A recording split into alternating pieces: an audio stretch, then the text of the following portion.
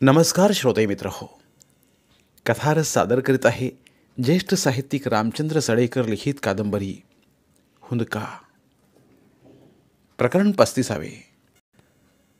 स्वतःचे जेवण आटोपून वामन घरातील साऱ्यांचे बिछाने घालीत असतानाच भिकू येऊन त्याला सांगून गेला होता की शंतनूरावांनी त्याला बोलावले आहे. वामनने रेखाचा बिछाना घातला आणि तो दिवाणखान्यात आला.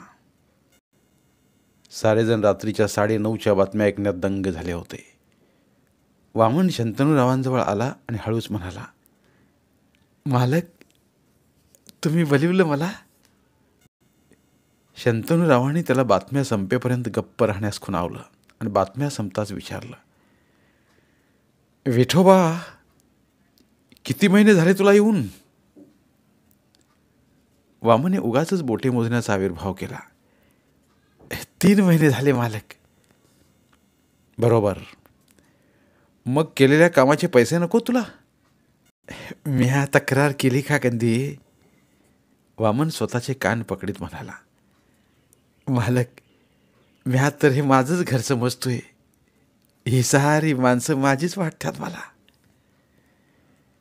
वामनच्या बोलण्याचा खरा अर्थ शंतनूराव आणि इतरांना कळणे शक्यच नव्हते. आपल्याच माणसाकडून कसला पैका घ्यायचा? विठोबा, सारे खरं आहे, नम्रता म्हणाली.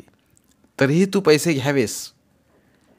वहिनी साहेब, अगोदरच तुम्हा साऱ्यांचे माझ्यावर लई उपकार झाल्यात बघा. मला आसरा दिला हेच माफ केलं. आणखी पैका कशाला? हे बघ विठोबा, तुझ्याकडून फुकट काम करून घेणं पटत नाही मनाला. शंतनूराव समजूत घालीत म्हणाले, हे घे पैसे, घे. शंतनूरावांनी 100च्या 6 नोटा त्याच्यासमोर धरताच वामने डोळे विस्पारले होते. बापरे, इतके? हो, 200 रुपये महिना आहे ते. शंतनूराव म्हणाले, व्यवस्थित राहिलास तर तुझा पगार वाढवीन मी. नोटा घेत वामनने सर्वांना नमस्कार केला आणि तो स्वतःच्या खोलीत परतला. रात्रभर तो जागा होता. वेगवेगळे विचार त्याच्या मनात घोळत असतानाच पहाटे त्याला झोप लागली होती.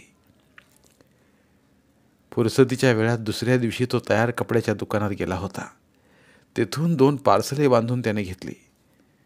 संध्याकाळी कॉलेजमधून रेखा जेव्हा बंगल्यावर परतली तेव्हा तो रेखाला म्हणाला, ताई साहेब, एक गंमत आणली आहे मी. कसली गंमत करणार आहेस तू विठोबा? रेखाने उत्सुकतेने विचारले. वामने हळूच एक पार्सल सोडले आणि त्यातून रेखाच्या मापाचा महागडा फ्रॉक बाहेर काढला. कोणासाठी हा? नम्रताने तेथेच विचारले.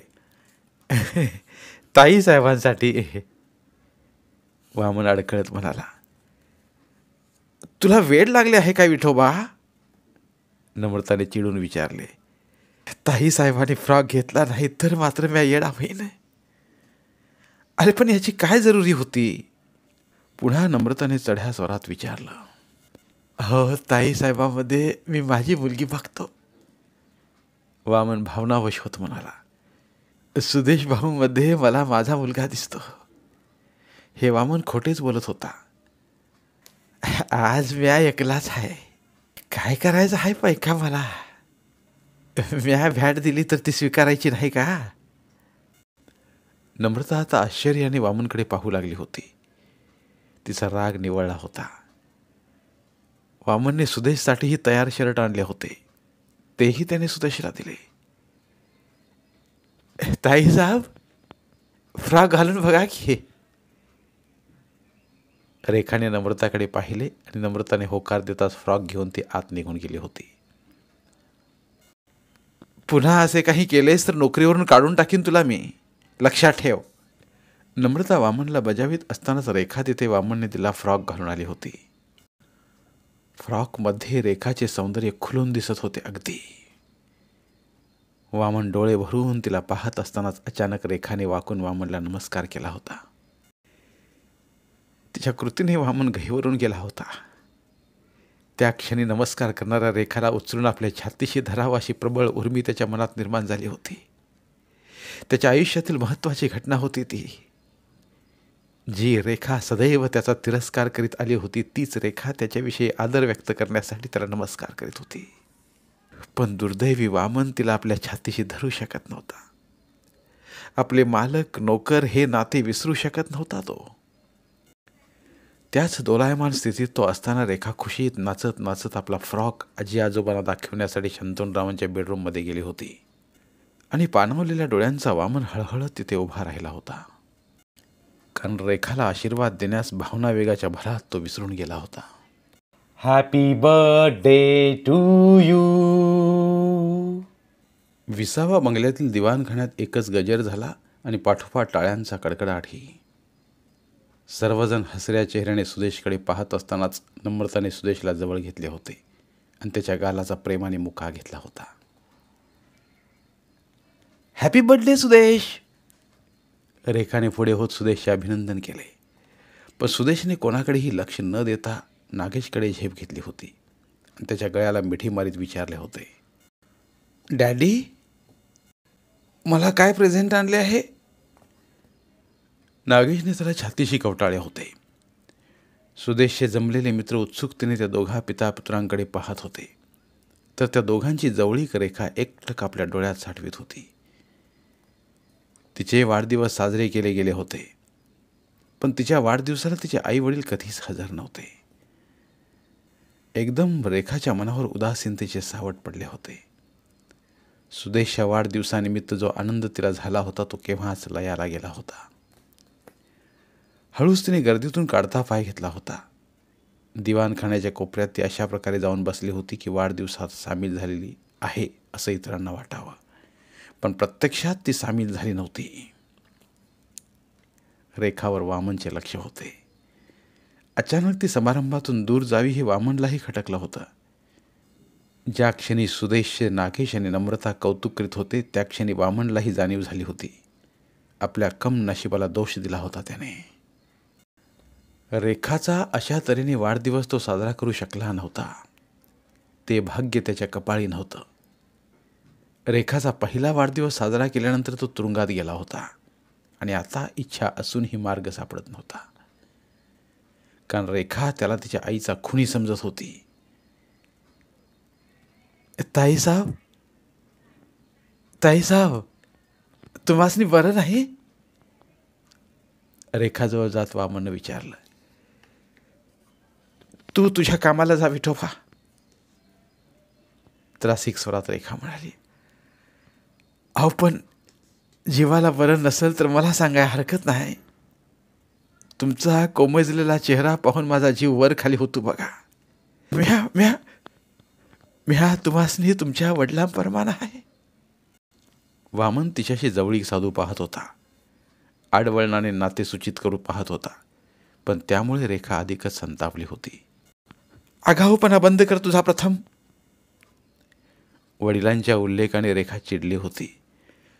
पुन्हा जर माझ्या वडिलांचा उल्लेख केलास तर मामाला सांगून बंगल्याबाहेर काढीन तुला मी. प्रत्यक्ष आपण आपल्या वडिलांशी बोलतो आहोत याची तिला जाणीव नव्हती. अद्वा तद्वा बोलली ती वामनला. वाढदिवसानिमित्त चालू असलेल्या गोंगाटात कोणालाही तिचा रागीट स्वर ऐकू गेला नव्हता. पण वामनची मान मात्र खाली झुकली होती. त्याचे मन विषादाने भरवून गेले होते. रेखा पुन्हा त्या गदारोळात आपल्या मनाविरुद्ध सामील झाली होती आणि वामन रेखाच्या मनात आपल्याविषयी निर्माण झालेल्या विषयाचा कसा नायनाट करायचा याचाच विचार करत हरवलेल्या मुद्रेने उभा राहिला होता. कुठल्याशा समारंभाला सारेजण गेल्यामुळे बंगल्यात शांतता नांदत होती. निवांत वेळ मिळाला म्हणून वामन दिवाणखान्यात गालिच्यावर बसून तेथे ठेवलेला अल्बम चाळत होता. तो अल्बम रेखाच्या लहानपणाच्या फोटोंचा होता. ते फोटो पाहत असताना वामन हरखून गेला होता. रेखाचे बालपण त्याने पाहिले नव्हते.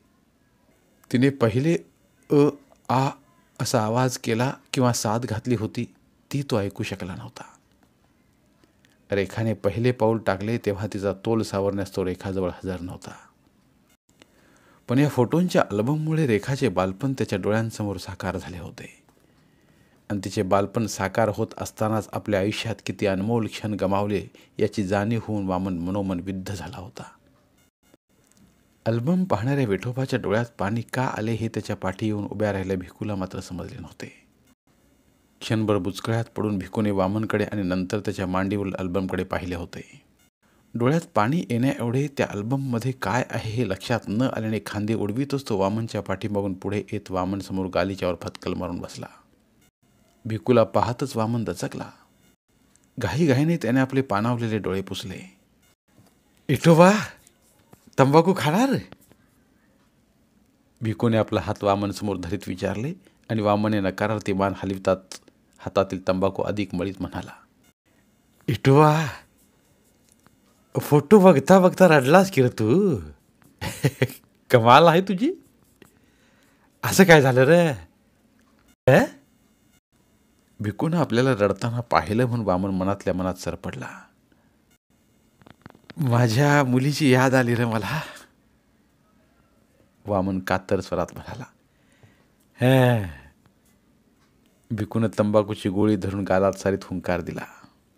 विठोबा, फारच हळवा आहेस रे तू. अरे, दुसऱ्याच्या मुलीचे फोटो पाहून स्वतःच्या मुलीची याद करण्याचं दिस नाही ते. विसर विसर सारं. असा डोळ्यातून टिपं गाळीत बसलास तर कामं होणार नाही तुझ्याकडून. चल, आटप लवकर, सारी मंडळी आता येतील. भिकू उठून स्वयंपाकघराच्या दिशेने जाऊ लागला होता. विठोबाच्या अश्रूंना फार महत्त्व द्यावे असे काही त्याला वाटले नव्हते. जाता जाता भिकूने सहज मागे वळून पाहिले होते आणि आपण इतके सांगूनही विठोबा तिथेच बसून राहिला पाहून त्याला राग आला होता. अरे विठोबा, जरा चढ्या आवाजातच भिकूने हाक मारली होती. बूड हलीव की तुझं. भिकू गेला हे समजून अल्बममध्ये डोकावलेला वामन त्याच्या आवाजाने दचकला होता. रेखाच्या लहानपणीचा एक फोटो त्याला इतका आवडला होता की तो फोटो आपल्याजवळ राहावा या जबर इच्छेने त्याने हळुवारपणे तो अल्बममधून काढला होता. आणि त्या क्षणी भिकूने त्याला पुकारले होते. वामने झटकन तो फोटो आपल्या लेंग्याच्या खिशात सरकावला होता. परंतु त्याच्या चेहऱ्यावरचे घाबरलेले भाव आणि त्याची चोरटी हालचाल भिकूच्या नजरेतून सुटली नव्हती. काय नाही, काय नाही, वामन घाईघाईने म्हणाला. भिकूने संशयाने वामनकडे पाहिले. विठोबाची घाई खटकली होती त्याला, पण आक्षेपार्ह काही न दिसल्याने तो संभ्रमात पडला होता. उठ बघू अगोदर आणि कामाला जा प्रथम. भिकूने फरमावताच वामनने मिटून ठेवला अल्बम मांडीवरून उचलून पुन्हा दिवाणखान्यातील शेल्फवर ठेवला होता. वामन जाताच भिकूने पुन्हा एकवार दिवाणखान्यातून नजर फिरवली होती आणि सर्व वस्तू जागच्या जागीत आहेत हे पाहून खांदे उडवीतच तोही स्वयंपाकघराच्या दिशेने निघून गेला होता. समारंभाहून सारी मंडळी परतताच बंगला गजबजून गेला होता. सर्वजण कपडे बदलण्यासाठी आपापल्या खोल्यांत गेले होते. सुदेश आणि रेखा येताच मात्र टीव्ही समोर ठाण मांडून बसले होते. काय हा वेडेपणा रेखा, नम्रता साडी बदलून बाहेर येताच ओरडली होती. प्रथम कपडे बदलून हातपाय धुवा पाहू जा. अगं, हा प्रोग्राम बघू दे ना जरा आम्हाला, सुदेश राशिक स्वरात म्हणाला. उठा बघू, नम्रता पुन्हा ओरडली. Mummy please. रेखाने तिची मनधरणी करण्याचा प्रयत्न केला होता, परंतु शंतनूराव आणि नागेश तिथे येताच दोघांचेही काही चालू शकले नव्हते. नाराजीनेच दोघे तिथून उठले होते. रेखा तिच्या खोलीत जाताच सुदेशलाही दुसरा पर्याय उरला नव्हता. पाय आपटीतच तो बेडरूममध्ये शिरला होता. नम्रताने त्याच्यासाठी पांढरा शुभ्र झब्बा आणि लेंगा पलंगावर काढून ठेवला होता. हातपाय धुवून सुदेश कपडे बदलत असतानाच अचानक बेडरूमच्या खिडकीच्या तावदानावर टकटक झाला होता. टकटक होताच सुदेश स्तब्ध उभा राहिला होता क्षणभर आणि खिडकीत हळूच मिसरूड फुटल्या मुलाचा चेहरा दिसताच गांगरला होता. तू? भूत पाहिल्याप्रमाणे ओरडत तो खिडकीकडे धावला होता. इथे कशाला आलास? जुगारात तू पैसे हरलास ते वसूल करायला आलो आहे. हळू बोल, हळू बोल. घाबरून सुदेशने बेडरूमच्या उघड्या दरवाजाकडे पाहिले होते. तू जा जा, तू पैसे घेतल्याशिवाय. अरे पण माझ्याकडे आता नाही आहेत. सुदेश केविलवाना झाला होता. स्वतःच्या नकळतच तो शाळेबाहेर मवाली मुलात गुंतला होता. त्यांच्या बेफिकीर वागण्याचे आकर्षण वाटलं होतं त्याला. त्या आकर्षणापोटीच तो त्यांच्याबरोबर मटका 3 पत्ते हा जुगार खेळू लागला होता. प्रथम या जुगारात मजा वाटली होती त्याला आणि नंतर त्याची चटक लागली होती. नागेश नम्रताने दिलेले खाऊचे पैसे त्याला कमी पडू लागले होते आणि त्याच मवाल्यांकडून उधारीवर पैसे घेऊन त्यांच्याशी जुगार खेळण्यापर्यंत सुदेशची या वयातच मजल गेली होती. मग तुझ्या डॅडींकडून घेऊ मी? बोलण्यात धमकी होती. तू जा पाहू. त्याला हात जोडीत सुदेश म्हणाला. तुला गोरख्याने पाहिले तर पंचायत होईल. मी पैसे उद्या देईन. जा जा. नक्की? उद्या पैसे मिळतील तुला.